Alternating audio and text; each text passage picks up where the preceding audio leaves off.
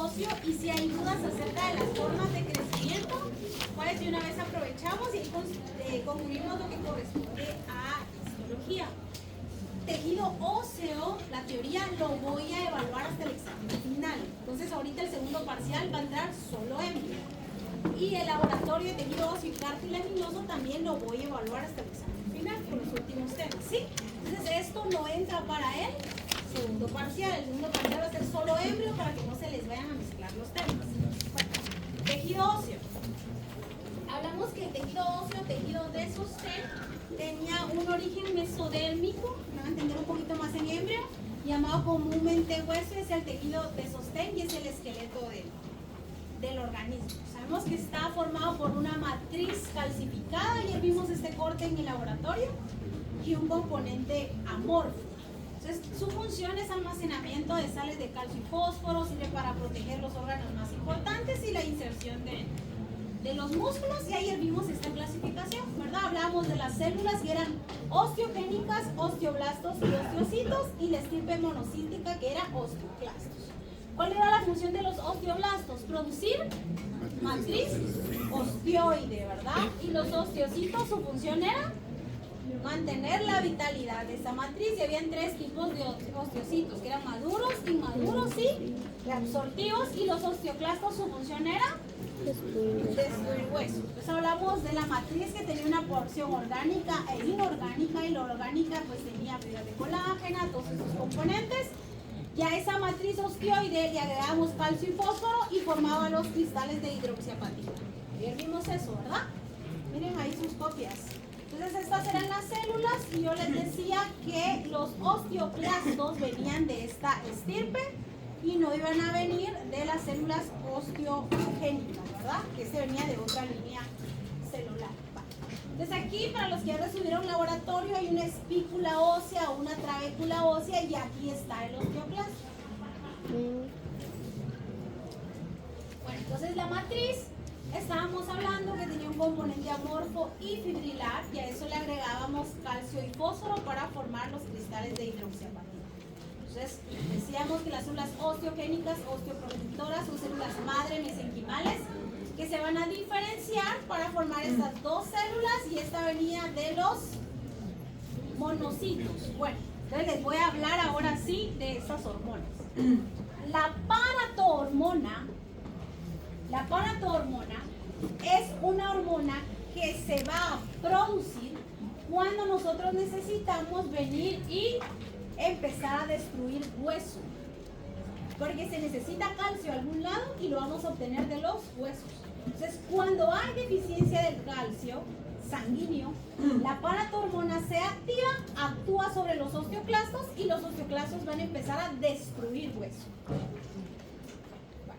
Y empezamos a hablar de la matriz ósea, que iba a ser agregarle a la matriz osteoide calcio y fósforo. Creo que sí ya está claro.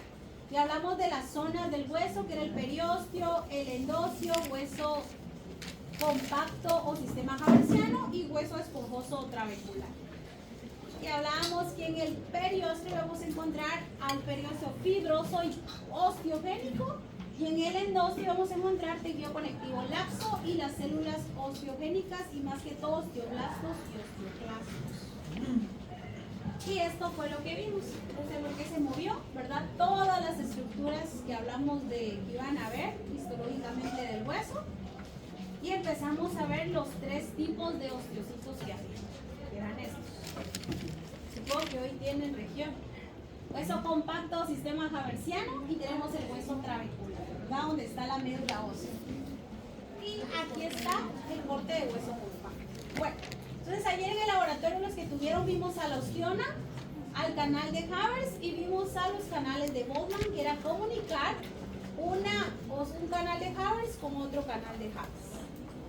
Entonces el crecimiento del hueso fue lo último que vimos.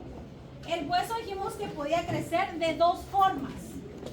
Una indirecta, que era crecer a partir de indirecto, que crecer a partir de indirecto, a partir de un molde de cartílago hialino, ¿no? Molde de cartílago hialino. Y directa o intermembranosa o desmal era directamente formar hueso. que la indirecta era de células mesenquimatosas o células madre, formar tejido óseo. Se unían las células osteogénicas, se iban a diferenciar, formaban el primer indicio del hueso. Y en la condral formábamos primero un molde de cartílago hialino, como está aquí. Molde de cartílago hialino, se formaba el manguito óseo porque bajaba el oxígeno y llegaban las células osteogénicas. Luego iba a llegar la irrigación sanguínea y iban a entrar los osteoclastos. Y vimos en esta imagen que se formaba el centro de osificación primaria, empezaban las células osteogénicas a convertirse en osteoblastos, secretaban matriz, nuevamente llegaban los vasos sanguíneos y se formaba hueso trabecular. ¿Verdad? ¿Sí? Bueno, espero que sí. Entonces vamos a tener que el hueso trabecular, y la diferencia entre hueso compacto es que el hueso compacto es el sistema haversiano y está formado por todas las ostiones. Y aquí estaba cómo estaba formado un ostión: los canalículos, anillos concéntricos, los osteocitos y la línea de cemento. Muy bien, ¿qué es esto mismo, verdad? Bueno, jóvenes, entonces, ¿cómo va a crecer un hueso? ¿Cómo es que crece el hueso? Vamos a tener varias zonas. Se las voy a explicar y también lo voy a explicar en el laboratorio. Aquí tenemos una zona de multiplicación donde los condrocitos se multiplican. Luego la zona B es la zona de ordenamiento. La zona C es una zona hipertrófica. La zona D es una zona de destrucción. Y luego tenemos la osificación, que está aquí, formación de hueso trabecular. Y ahora sí, ¿para qué les va a servir esto?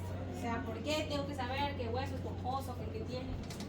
Podemos encontrar osteoporosis en los animales domésticos, pero no es muy común, ¿verdad? Que eso vaya a pasar. Lo que sí podemos encontrar es esto. ¿Qué está pasando ahí? Malformación de las patas. Se llama eso, anatomía. De los miembros. Muy bien. Eso. Vaya. Miren, ustedes vieron en bioquímica algo que tenía que ver con esto. Que había una vitamina y esa vitamina permitía que una proteína se activara para que hubiera una buena formación de hueso. Vitamina D. Bueno, que hago el examen. Esto es un perro normal, ¿verdad? Eso tenemos un perro enfermo. ¿Qué es lo que está pasando ahí? Eso va a pasar por dos situaciones. Una es que dijimos que la madre cuando estaba gestante no tenía una buena cantidad sanguínea de calcio y fósforo. Entonces cuando van a hacer el cachorro se va a alimentar de leche materna, pero la leche va a tener deficiencia de calcio. Entonces esos huesos no, esos cartílagos no pueden empezar a formar hueso. Pero el cartílago que dijimos es avascular al linfático y no hay dolor. Entonces a este perrito eso no le va a doler. Y el cartílago por el peso puede cambiar de forma. Pero si nosotros tocamos, el perro va a estar como si nada hay. ¿Qué vamos a hacer nosotros? A un médico suplementar calcio. Entonces ahí sí saco mi biopsia. Porque yo sé que el calcio y el fósforo no se van a absorber si yo no doy vitamina D. Porque la vitamina D activa a la osteocalcina. Y la osteocalcina era la proteína que anclaba el calcio y el fósforo a las fibras de colágeno. Miren, hasta en su documento de bioquímica dice eso. Cabal, que la vitamina D es importante para la formación de los huesos porque activa la osteocalcina. Entonces, ¿qué va a pasar aquí también? Yo puedo tener un paciente y sí, darle calcio, darle fósforo, vitamina D, pero ¿qué tiene que tener el paciente aparte de eso? ¿Contacto con qué? Con el sol. Con el sol. ¿Qué pasa si yo tengo un paciente fracturado? Cuando tenemos fracturas tenemos que dar suplemento de esto. ¿Qué le tengo que decir al dueño? Que lo saque al sol, porque si no esa fractura no va a osificar. No va a osificar. Tenemos que sacarlo al sol. ¿Por qué hay que sacarlo al sol? Para que se active la vitamina Para que D. la vitamina D se activa. ¿Vieron? Entonces no es propaganda Bayer, pero este es muy bueno, ¿verdad? Pero tenemos que tener en cuenta cuánto tiempo lo vamos a dar. No podemos darlo demasiado tiempo porque si no el calcio y el fósforo se va a acumular en riñón y en vía urinaria y podemos causar también urolitis. Entonces tenemos que tener también un buen periodo de tiempo. Entonces ahora les voy a contar un caso clínico. tenía una cojera inexplicable. No se había caído, no lo habían golpeado, solo se estaba en casa, no había otros gatos y un día empezó a coger, así de la nada. Bueno, entonces hizo una radiografía y se encontró esto. ¿Qué miran de raro? Primero, ¿qué plano anatómico estamos viendo ahí? Entonces aquí está, sí, aquí está el perrito. Ustedes van a poner así. Muy bien. El rayo va a entrar aquí y va a salir por la espalda, ¿verdad? Entonces el rayo es ventrodorsal. Entonces quiero una vista ventrodorsal ¿de qué lugar? Miembro pélvico, porque cuando yo pido una radiografía, el veterinario dice qué vista quiere. Yo no solo quiero una radiografía, yo debo decir qué vista quiere porque el radiólogo va a darme la vista que yo pido. Y si yo pido mal anatómicamente, eso me van a dar, ¿verdad? Entonces por eso tengo que saber qué estoy pidiendo. O sea, estamos aquí, ¿qué miran ahí de raro? Que está muy delgado. ¿Es un gato? Ya una anatomía para tocar un hueso de gato. Una fractura. Se mira así como que si fuera Se mira como raro. Dígame, yo sé que ahorita mi hijo no sabe, ¿va? Se mira como raro. ¿En dónde? ¿Dónde? Ahí en la anatomía. ¿Qué pasó con esa anatomía? ¿Cómo se llama ese hueso? Este es el fémur, tenga gracia. ¿Quién les da la quieren a? Pero la ¿ese hueso cómo se llama? Livia. ¿Saben que les prefieren mi jefe? Le voy a contar. No le voy a contar. Vaya, entonces existe la tibia. ¿En qué lugar? Eso, en la parte proximal, ahí estamos. Entonces, si ustedes miran, o sea, ustedes ya tocaron los huesos, ya saben, los huesos tienen cierta densidad ósea. Vale, entonces, si se dan cuenta, aquí lo raro es que no había golpe. ¿Qué decía la historia clínica? Que nadie lo había golpeado, era una cojera así, ¿verdad? Que apareció inexplicable. No se había golpeado, no lo habían atropellado, no salía de casa, nada. Vale, entonces yo no puedo pensar en una fractura porque la historia clínica ni siquiera dice una fractura. Y si fuera fractura, yo tendría que ver el tejido, lo tendría que ver inflamado, porque si una fractura tuvo que haber algo que hizo que el hueso perdiera la forma. Pero si ustedes miran aquí, el tejido sigue con la misma proporción, o sea, no externamente no se observaba inflamado. Entonces eso golpe no fue, ¿verdad? Vale, entonces otra cosa, vamos, miren esta vista. ¿Qué vista es? El perro está, el gato, perdón, está aquí. Entonces yo quería que el rayo entrara aquí. Entonces, ¿qué vista es? Laterolateral de miembro atrás. Ahí estamos, ¿ya? Vale. Entonces miren, aquí va todo lo que lleva aire es negro en una radiografía.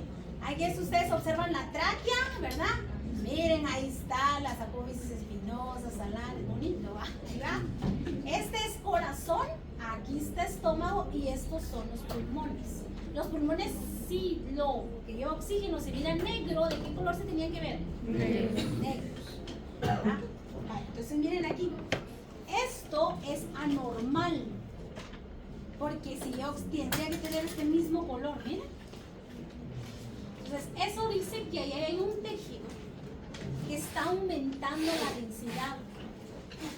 Y por alguna razón se mira blanco, pero el aire se tiene que ver negro y líquido en una radiografía. Entonces, lo que sea que esté en pulmón está viniendo y está aumentando la densidad del tejido.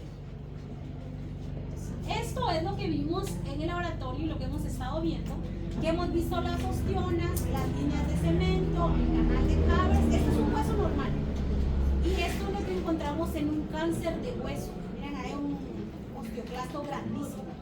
Cuando algo tiene un cáncer, algún tejido, lo primero es que pierde su morfología histológica. Por eso es que la histo es el prerequisito para el histopato. Si yo no sé cómo está sano, ¿cómo voy a saber que está enfermo? ¿Cómo voy a diagnosticar mis patologías? Entonces, media vez yo sé, eso tiene que tener estas. Y si no está, es porque eso ya es patológico. Que después averiguo qué es, pero primero debo saber que eso no está normal. Entonces vamos a perder toda la estructura del tejido. Igual aquí, bueno, vamos a hueso trabecular. Tengo que ver las trabéculas, la médula ósea. Y cuando encontramos tumores, miren, se observan todo ese montón de bolas y ustedes miran que las trabéculas, el hueso trabecular pierde como su forma.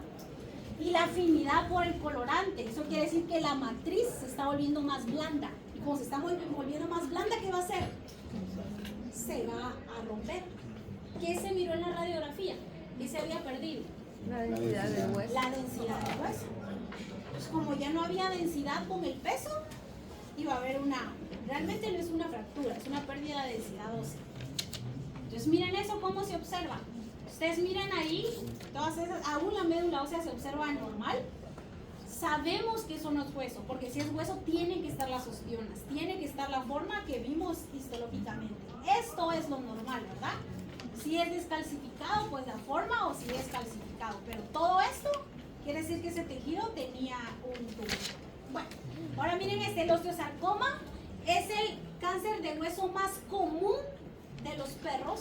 Afecta el esqueleto axial y casi siempre, oigan, su origen no es en el hueso. O sea, los osteosarcomas casi nunca empiezan en el hueso, sino que empiezan en otro lado, viajan esas células cancerosas y llegan a hueso. Entonces es una metástasis. ¿Qué problema tenía este gato aparte de hueso? Que pulmón estaba normal. Entonces lo más seguro era que tenía un tumor pulmonar que viajó a sangre y llegó a hueso. Y en hueso fue que el dueño realmente vio la signología clínica. Entonces, la historia clínica, otra vez. Tenía una cojera crónica y un dolor y había atrofia muscular, o sea, el músculo estaba más pequeño de lo normal. Tenía áreas de inflamación y se observaba como una masa. Entonces, aquí si se dan cuenta, no se parece al otro, porque el otro había perdido la densidad y en este caso estaba perdiendo forma y como aumentando de tamaño. Bueno, en el anterior, ¿qué células estaban activas destruyendo hueso? En estas, ¿qué células activas están formando huesos? Entonces, ambos son tumor de hueso, pero no es la misma fisiopatología. Pues ahí miramos ese hueso que ustedes ya conocen y miramos el que se perdió esa densidad. Algo que ustedes han visto en los huesos cuando los han tocado es que son lisos, ¿verdad? Son lisos, no tienen así que viene liso y de repente una montonazón. Bueno, entonces miren esa radiografía. Mira, ahí está el corazón, está un poco agrandado, más de lo normal, y el pulmón se observa totalmente blanco, ¿verdad? Entonces esta incidencia es más en perros entre 7 a 9 años de edad, o sea que están entrando a ser perros geriátricos, y la metástasis es en el 90%. O sea que si un perro tiene un osteosarcoma, seguro hay metástasis. Tengo que sacar una radiografía de todo porque en algún lado voy a encontrar. Y casi siempre es a pulmón. Entonces aquí está. Este es un perro normal, miren. Ahí viene la tráquea, el pulmón, estómago, el corazón. Y estos son casos de osteosarcoma. O sea que si yo tomo una muestra de pulmón ahí, ¿qué voy a ver? ¿Qué tipo de células voy a ver? ¿Qué tipo es esto? ¿Se está volviendo un osteosarcoma? ¿Qué tipo de células hay? Células óseas. Entonces cuando estudiamos un tumor, casi siempre los tumores son de células extrañas al tejido donde tienen que crecer. Se supone que ustedes están estudiando vaso, entonces ahí son más que todo células sanguíneas y de repente encuentran una montonazón de tejido conectivo. Ustedes dicen que esto no es normal, este órgano no tiene por qué tener ahí ese tejido. Entonces vamos a ver, miren ahí también está empezando a ver como degeneración o degradación del tejido y vamos a encontrar, esto es bien característico de un tumor. Bueno, los tumores van a tener células en mitosis, células biomultinucleadas, ¿verdad? Y células agrandadas y otras chiquitas y ninguna tiene la misma coloración, o sea, es un tejido totalmente anormal. Y así los vamos a diagnosticar, ¿verdad? Decimos si la lesión es agresiva o no agresiva. Entonces, cuando es agresiva, va a ser rápido, o sea, van a llegar y los dueños van a decir que el paciente empezó a enfermar rápido. Va a haber inflamación y el área no está bien delimitada, ¿verdad? Va a ser irregular y los bordes no se observan muy claros. ¿Qué piensan del primer paciente? ¿Qué caso tenía? No agresiva. Por eso agresiva es lenta. No hay inflamación, está bien definida, ¿verdad? Y los bordes van a estar lisos. Entonces ahorita van a decir ustedes, ¿qué es? ¿Piensan que esta es agresiva o no agresiva? Agresiva. Agresiva. Bueno, vamos a ir al otro. ¿Esta qué piensan que es? Agresiva. Agresiva. ¿Verdad? Si yo encuentro algo así, ¿qué es lo primero que voy a hacer antes de dar un diagnóstico? Tengo que ver si hay metástasis. Si no hubiera metástasis, que fuera un caso raro, y si fuera solo aquí, ¿qué tengo que hacer con este paciente? Quitarle la pata. Amputación, porque tienden a hacer metástasis, llegar a otros órganos, ¿verdad? Entonces yo tengo que saber, ¿es agresiva, no es agresiva? ¿Hago amputación, no hago amputación, verdad? ¿Y aquí qué piensan que es? No agresiva. Agresiva. Ahí estamos, chicos. Entonces nos miramos hasta después del segundo paso. Ahí corto este tema el martes. ¿Ah? Es más común en huesos largos. O se puede poner blanco. Así es más común. Pero también afecta a huesos planos.